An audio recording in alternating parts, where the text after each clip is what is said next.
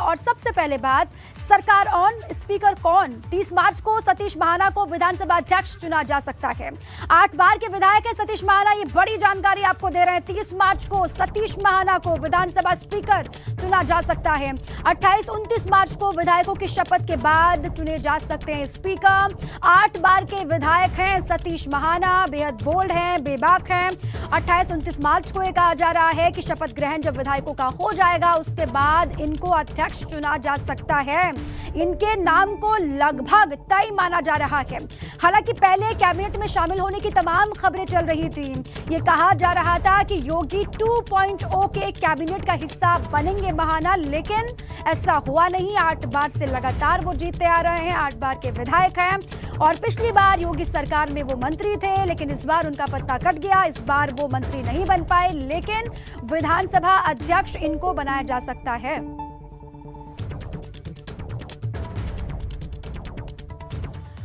अब देखिए, स्पीकर की रेस में सबसे आगे सतीश महाना क्यों चल रहे हैं, इनका नाम आगे क्यों चल रहा है वो आपको बताते हैं। 2017 के मुकाबले 2022 में विपक्ष ज्यादा मजबूत है। अखिलेश ने लोकसभा की जगह विधानसभा का सदस्य रहना चुना है और सपा के तेवर पहले से भी ज्यादा आक्रामक होंगे, तल्ख होंगे, ये आप मान लीजिए। सदन चलाने के लिए अनुभवी नेता की बेहद जरूरत है और सतीश महाना ने 8वीं बार विधानसभा का चुनाव जीता है और सभी दलों के नेताओं से सतीश महाना के अच्छे संबंध हैं और ये भी एक बहुत बड़ी वजह है। साफ सुथरी छवि की वजह से पहली पसंद वो बने हैं और इसीलिए रेस में सबसे आगे वो चल रहे हैं। साफ सुथरी उनकी छवि है। 8 बार से लगातार विधायकी का चुनाव वो जीतते आ रहे हैं और विपक्ष देखिए 2017 के बाद 2022 आते आते और भी ज्यादा मजबूत हो गया है। अखिलेश ने अभी लोकसभा की सदस्यता से इस्तीफा भी दिया, वो विधानसभा के सदस्य मेंबर बने रहेंगे और विपक्ष ज्यादा आक्रामक होगा, तल्ख होंगे तेवर, ये भी आप मान लीजिए, और बेहद मुफीद बैठेंगे सतीश महाना, ये कहा जा रहा है। इनका नाम इसीलिए रेस में आगे चल रहा है क्योंकि बेहद बेपाक भी हैं और बोल्ड भी हैं, सभी से संबंध इनके अच्छे हैं। आज सीएम योगी करेंगे कैबिनेट की बैठक। बड़ी खबर है कि आज सीएम योगी आदित्यनाथ करेंगे कैबिनेट की बैठक। लोक भवन में सुबह 10 बजे बैठक होगी। कैबिनेट के सहयोगियों के साथ चर्चा होगी। कैबिनेट के जितने भी सहयोगी हैं उनके साथ में चर्चा करेंगे योगी आदित्यनाथ। आज सुबह का वक्त है 10 बजे। सीएम योगी करेंगे कैबिनेट की पहली बैठक। कल ही कैबिनेट का गठन हुआ। नई सरकार किस तरीके की होगी इसकी पूरी तस्वीर साफ हो चुकी है और आज कैबिनेट की पहली बैठक होनी है।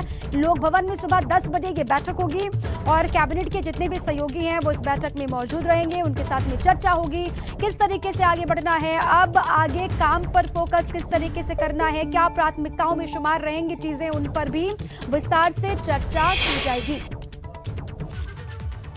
योगी मंत्रिमंडल के मंत्रियों को विभाग बंटवारे का इंतजार है।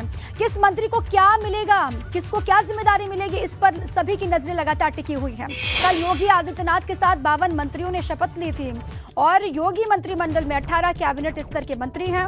मंत्रिमंडल में 14 राज्य मंत्री स्वतंत्र प्रभार हैं और 20 राज्य मंत्री हैं जिन्होंने शपथ ली और उसके बाद अब देखिए अपना अपना पोर्टफोलियो उनको मिलने का इंतजार है। किसके पास कौन सा विभाग जाएगा, किसको क्या जिम्मेदारी सौंपी जाएगी। देखिए सबसे पहले तो सभी की धड़कनें इसलिए बढ़ रही थी कि क्या कैबिनेट में वो शामिल हो भी पाएंगे या नहीं हो पाएंगे। अब कैबिनेट में उनकी मौजूदगी है, मंत्रिमंडल का हिस्सा ये तमाम चेहरे हैं जिन्होंने कल शपथ ली, लेकिन अब इनको इंतजार है कि इनको जिम्मेदारी क्या मिलने वाली है। 5 सालों के लिए इनको क्या कौन सा विभाग दिया जाएगा, जिम्मेदारी किस तरीके से वो अपनी संभालने वाले हैं, पोर्टफोलियो क्या होगा, विभागों का बंटवारा कब तक होता है, इस पर लगातार नजर है। हालांकि दिल्ली से हरी झंडी मिलेगी, इसको ये विभाग देना है, उसके बाद ही कोई आखिरी फैसला हो पाएगा। ये बड़ी जानकारी आपको हम दे रहे हैं कि योगी के तमाम मंत्रियों को नई सरकार के गठन के बाद जो है अब इंतजार है, उनको अपने अपने विभाग का 52 मंत्रियों ने कल शपथ ली है। सभी बेसब्री से इंतजार कर रहे हैं। और चलिए इसी पर हमारे 2 सहयोगी हमारे साथ बने हुए शैलेश हैं लखनऊ से और रतीश भी लगातार बने हुए। सबसे पहले शैलेश का रुख कर लेते हैं। शैलेश, कब तक ये विभागों का बंटवारा हो जाएगा, कब तक पोर्टफोलियो सबको मिल जाएंगे, कब तक उनकी जो उलझन अभी बनी हुई है पोर्टफोलियो को लेकर वो दूर हो जाएगी, कोई जानकारी मिल पा रही है क्या? देखिए, माना जा रहा है कि सभी विभागों को लेकर मन बनाया जा चुका है कि किसको कौन सा विभाग बनना है, मिलना है अंदर अंदर, और आज दोपहर तक ये पोर्टफोलियो सबके सामने आने की पूरी उम्मीद जताई जा रही है। 10 बजे योगी कैबिनेट की जो नई कैबिनेट तैयार हुई है उसकी पहली बैठक होगी इसी लोक भवन में, जो हमारे पीछे है, बिल्कुल ठीक है।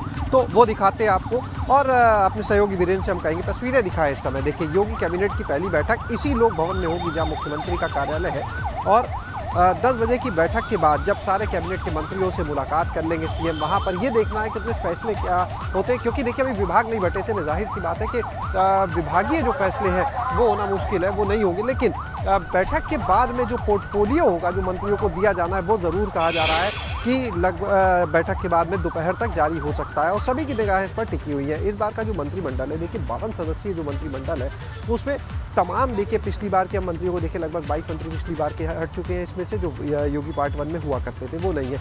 कई मंत्रियों के पास बहुत ज़्यादा जो अहम विभाग थे, वैसे तो हर विभाग अहम है, लेकिन बहुत सारे ऐसे अहम विभाग हैं जिनको लेकर मंथन करना पड़ा, और सोर्सेज की माने तो अंदर अंदर ये तय हो चुका है कि किसको कौन सा विभाग दिया जाएगा। जैसे अगर बात करें जल शक्ति विभाग है, इसके अलावा शिक्षा विभाग है, चाहे बेसिक की बात करें या माध्यमिक की करें, ऊर्जा विभाग है, स्वास्थ्य विभाग है, तमाम ये वो बड़े बड़े विभाग हैं, इंडस्ट्रीज़ है, एमएसएमई है, तो ये वो तमाम विभाग है जो मंत्री हटे हैं उनके हैं, और अब इनको नए लोगों को जिम्मेदारी दी जानी है। देखिए, ब्रजेश पाठक जो डिप्टी सीएम बने हैं, उनको निश्चित रूप से इस बार काफ़ी अहम जिम्मेदारी मिलने वाली है। जहाँ तक बात करें पीडब्ल्यूडी विभाग की, तो केशव प्रसाद मौर्य जो डिप्टी सीएम है, उनके पास योगी सरकार पार्ट 1 में भी ये विभाग रहा, और ये माना जा रहा है कि इस बार भी उस विभाग को डिप्टी सीएम केशव प्रसाद मौर्य के पास ही रहने दिया जा सकता है, क्योंकि 5 साल में जब डेवलपमेंट की बात होती है, तो जो सड़कों को गड्ढा मुक्त करने की बात हो या और डेवलपमेंट के कामों की बात हो, तो निश्चित रूप से सरकार ने अपनी एक उपलब्धि के रूप में बताया, और वो विभाग रहा डिप्टी सीएम केशव प्रसाद मौर्य के पास। तो उनके रिपीट होने के बाद ये तय माना जा रहा है कि विभाग उन्हीं के पास बना रहेगा। नए विभागों की जहाँ तक बात करते हैं, तो जो मंत्री बनाए गए उनमें देखिए कुछ विभाग है जो ऐसे बेसिक शिक्षा की अगर बात करते हैं, तो सोर्सेज की माने ये संभव है कि उसे किसी स्वतंत्र प्रभार वाले ठीक है शैलेश, आप कह रहे हैं कि कई ऐसे मंत्री भी हैं जिनके विभाग उनको रिपीट भी हो सकते हैं, कई तब्दीलियां भी नजर आएंगी, उस पर भी लगातार नजर रहेगी।